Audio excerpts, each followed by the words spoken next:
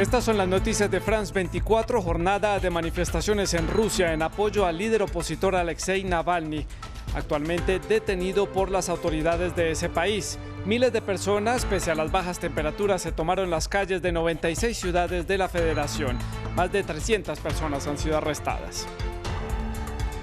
En la semana del 8 de febrero tendrá lugar el inicio del juicio político contra el expresidente de Estados Unidos, Donald Trump. Así lo dio a conocer el líder de la bancada demócrata en el Senado, Chuck Schumer. 67 votos de un total de 100 son necesarios para condenar al exmandatario por su papel en la toma al Capitolio el pasado 6 de enero.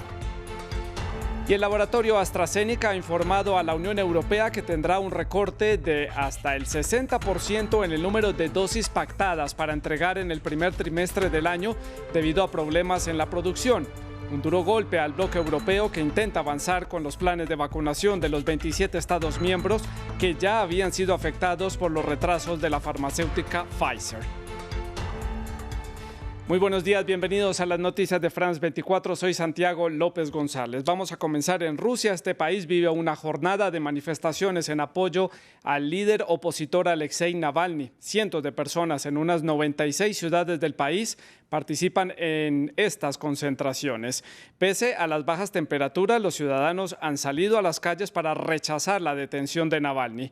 El político opositor recientemente regresó a Rusia después de recuperarse en Alemania del envenenamiento que sufrió con un agente tóxico derivado del Novichok. Hasta el momento, la policía rusa ha confirmado que más de 300 personas han sido arrestadas y hay un blindaje total del centro de la capital, la ciudad de Moscú, en donde unas 4.000 personas participan en estas marchas. Rodrigo Sedano tiene más detalles.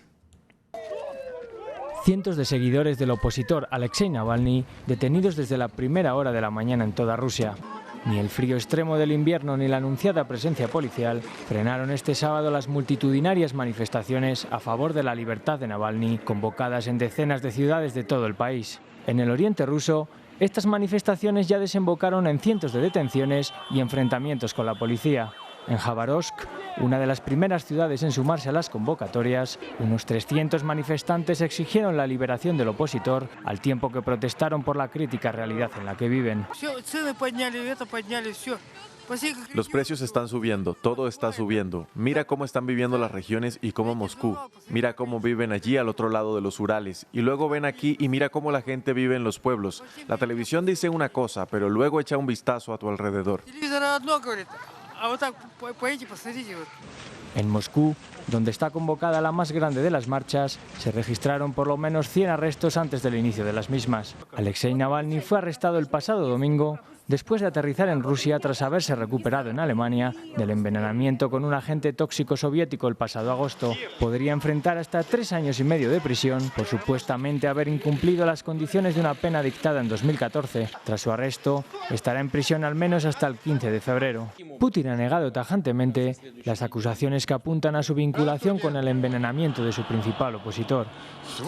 En otros temas, el juicio político contra el expresidente de Estados Unidos, Donald Trump, comenzará la semana del 8 de febrero. Así lo ha comunicado el líder de la bancada demócrata en el Senado, Chuck Schumer, solo 2 días después de que Joe Biden asumiera el cargo de presidente de Estados Unidos.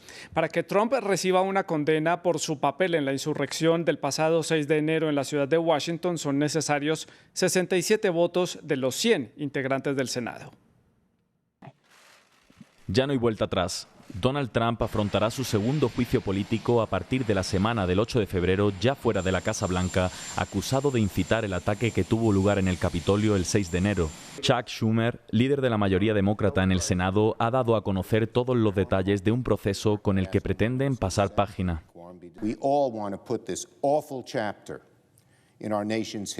Todos queremos dejar este horrible capítulo de la historia de nuestra nación en el pasado, pero la sanación y la unidad solo pueden existir si hay verdad y rendición de cuentas, y eso es lo que este juicio proveerá. El próximo lunes 25, los líderes de la Cámara de Representantes leerán los artículos del impeachment, mientras el martes serán escogidos los senadores que actuarán como fiscales en este juicio. A partir de este momento, las partes involucradas tendrán hasta el día del inicio del proceso para presentar sus defensas legales. Son necesarios 67 votos a favor de los 100 miembros del Senado para que Trump sea condenado, y ahora mismo la Cámara Alta está dividida a partes iguales entre ambas formaciones, con el voto de desempate en manos de la vicepresidenta Harris, aunque los republicanos tienen una responsabilidad doble en este proceso. El futuro de Donald Trump está en las manos de los republicanos. Son los republicanos los que tienen que decidir si quieren que el futuro del partido siga siendo dirigido por la figura de Trump. Así que se encuentra el partido en una situación donde pueden condenar y liquidar a Trump de cualquier futuro político. Tuvieran que tener un segundo voto si es condenado, un segundo voto que con la mayoría de uno, se le harían falta 51 votos en el Senado, le prohibiría al presidente de ocupar un cargo federal en el futuro. De ser hallado culpable, se convertiría en el primer presidente de Estados Unidos en ser condenado tras un juicio político. En un aparente tono de cordialidad, los presidentes de México, Andrés Manuel López Obrador, y de Estados Unidos, Joe Biden, sostuvieron una primera conversación telefónica en la que hablaron de temas binacionales. Ambos mandatarios acordaron fortalecer y también estrechar la colaboración entre sus gobiernos. Coincidieron en que la solución para el fenómeno de la migración radica en el desarrollo de las comunidades de origen, al tiempo que conversaron también sobre temas relacionados con el intercambio comercial. México y Estados Unidos tienen una estrecha y también muy dependiente relación mercantil que se vio entorpecida por las exigencias impuestas por la antigua administración de Donald Trump. El general en retiro Lloyd Austin fue confirmado por el Senado de Estados Unidos como nuevo secretario de Defensa. Austin se convierte así en el primer afroamericano en ser jefe del Pentágono. En 41 años de carrera militar, rompió varias barreras raciales y ocupó un lugar clave en la campaña militar de Estados Unidos en Irak durante la presidencia de Barack Obama. Su nombramiento no está exento de las dudas debido a que viene de ocupar la junta directiva de una de las principales contratistas del Pentágono. El informe es de Federico Cue Barberena. Ingresa al Pentágono como el primer afroamericano en liderarlo.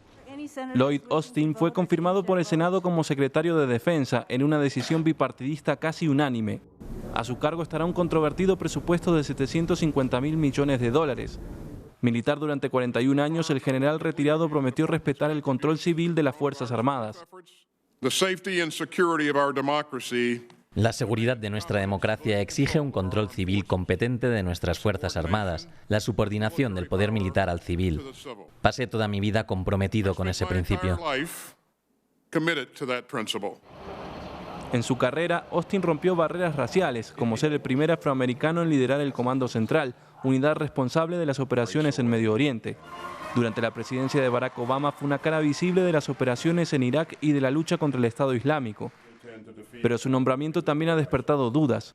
Por un lado, no cumplía la norma de llevar 7 o más años retirado de la fuerza, por lo que debió recibir un permiso del Congreso. Por otra parte, antes de su llegada al gabinete de Biden, ocupaba la junta de directores de Raytheon, una de las principales contratistas del Pentágono e implicada en la venta de insumos militares a naciones como Arabia Saudita, que los utilizó en la guerra en Yemen. Es importante que el secretario de Defensa lleve a ese papel una independencia de pensamiento y es muy preocupante cuando un nominado proviene directamente de uno de los principales contratistas militares.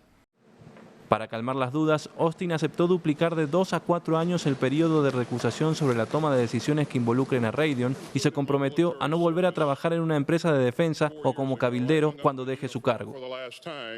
En otros temas, el laboratorio AstraZeneca ha informado a oficiales europeos de un recorte de hasta un 60% en las dosis pactadas para entregar en el primer trimestre del año debido a problemas en la producción.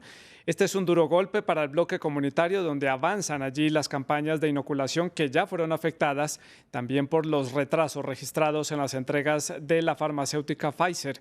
A principios de enero, la Agencia Europea de Medicamentos permitió a los profesionales de la salud extraer de cada vial 6 dosis de la vacuna contra el COVID-19 desarrollada por esta farmacéutica, lo que se puede traducir en un jugoso negocio. Veamos.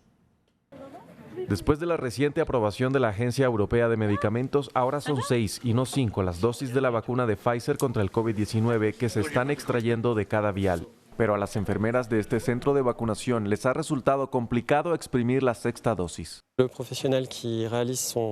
Si la persona que prepara la vacuna está distraída o estresada, tal vez podría cometer un error y eso podría afectar a la cantidad de dosis que sacamos del vial. Eso es porque 6 dosis significa que estamos usando toda la vacuna en el vial. Extraer una sexta dosis ha permitido a Pfizer reducir de 120 millones a 100 millones el número de viales entregadas a la Unión Europea, sin dejar de cumplir su compromiso de 600 millones de dosis. En un comunicado, Pfizer dijo que está respetando su calendario de entregas y que el cambio no tendrá ningún impacto en el desarrollo de la vacunación, pero podría ser una fuente de ingresos para el gigante farmacéutico. A unos 12 euros por dosis, la reventa de las 20 millones de viales adicionales podrían generarle a la empresa 1.500 millones de euros extra. Si el contrato se vendió por dosis y no por frascos, entonces no hay nada que diga que Pfizer no ha respetado su obligación contractual. Pfizer podría enfrentarse a la presión de Italia, miembro de la Unión Europea que ha prometido demandar al fabricante de medicamentos. Además de los problemas registrados con Pfizer, AstraZeneca anunció a la Unión Europea un recorte de hasta el 60% en la entrega de sus vacunas durante el primer trimestre. Los retrasos llevaron a Hungría a convertirse en el primer país de la Unión en comprar un fármaco distinto tras aprobar la vacuna rusa. A continuación, otras noticias destacadas del día aquí en France 24. Llegó a Brasil el primer lote de 2 millones de dosis de vacunas contra el COVID-19 elaborado por la dupla Oxford-AstraZeneca. Este primer envío llega a este país suramericano con una semana de retraso, por lo que las autoridades brasileñas pusieron en marcha el plan de vacunación con 6 millones de dosis de la vacuna china Sinovac. El gobierno de la República Oriental del Uruguay anunció que cerró acuerdos de compra de vacunas elaboradas por los laboratorios Pfizer y Sinovac, aunque no dio a conocer la cantidad de dosis ni tampoco cuándo comenzará el plan de inmunización. El anuncio llega cuando Uruguay batió su récord diario de fallecidos con 17 víctimas y también al contabilizar 1.186 nuevos casos. Y Bogotá, la capital colombiana, con cerca de 8 millones de habitantes, comienza el fin de semana su tercera jornada de confinamiento riguroso en lo que va corrido del año. La medida impuesta por las autoridades locales se extenderá hasta la madrugada del lunes y busca disminuir la incidencia de casos de contagio de COVID-19. La capital colombiana registra una ocupación del 92% de las unidades de cuidado intensivo. La ciudad de Wuhan, en China, con unos 11 millones de habitantes y lugar de origen del coronavirus, cumplió un año del inicio del confinamiento general después de declararse allí la emergencia sanitaria. Ahora, mientras la pandemia se extiende por el mundo entero, Wuhan ha vuelto prácticamente a la normalidad. Nuestro corresponsal Adrián Foncillas desde Wuhan nos da más detalles en el siguiente reporte. Hoy se cumple un año desde que Wuhan ordenara su confinamiento, una medida sin precedentes y que fue recibida por el mundo con críticas y escepticismo, pero que poco después tuvo que replicar. Los 11 millones de wuhaneses tuvieron que permanecer durante 76 días encerrados en sus casas, sin posibilidad de pisar la calle bajo ninguna excusa, porque una red extensa de funcionarios y voluntarios les llevaban la comida y todo lo que pudieran necesitar. Hoy Wuhan cumple 8 meses sin contagios locales y disfruta de algo muy parecido a la vieja normalidad, con bares y restaurantes llenos. Aquí se dice que esta es la ciudad más segura de China y que además cuentan con experiencia, así que si el virus reaparece sabrán cómo vencerlo de nuevo, y sin embargo nadie baja la guardia. Aquí todo el mundo lleva mascarillas y en los locales siguen pidiendo el código verde en el teléfono. No preocupa ahora a Wuhan, sino el brote localizado en Pekín y las provincias limítrofes. Es el más grave de los últimos meses y está poniendo en peligro la celebración de las vacaciones de Año Nuevo. Y seguimos en China porque en la ciudad de Hong Kong unas 9.000 personas de los barrios de Jordania y de Yau Ma Tei en el distrito de Kowloon comenzarán un confinamiento estricto impuesto por las autoridades locales. Por espacio de 48 horas estas zonas estarán totalmente aisladas, las personas deben permanecer en sus hogares y serán sometidas a pruebas obligatorias, esto como parte del esfuerzo de las autoridades hongkonesas para contener el incremento en los casos de COVID-19. Asimismo, el gobierno también anunció anunció el otorgamiento de una serie de subsidios para quienes den positivo en estas pruebas de COVID-19 y residan en estos distritos. Punto final en las noticias de France 24. Siga con nuestra programación. Buenos días.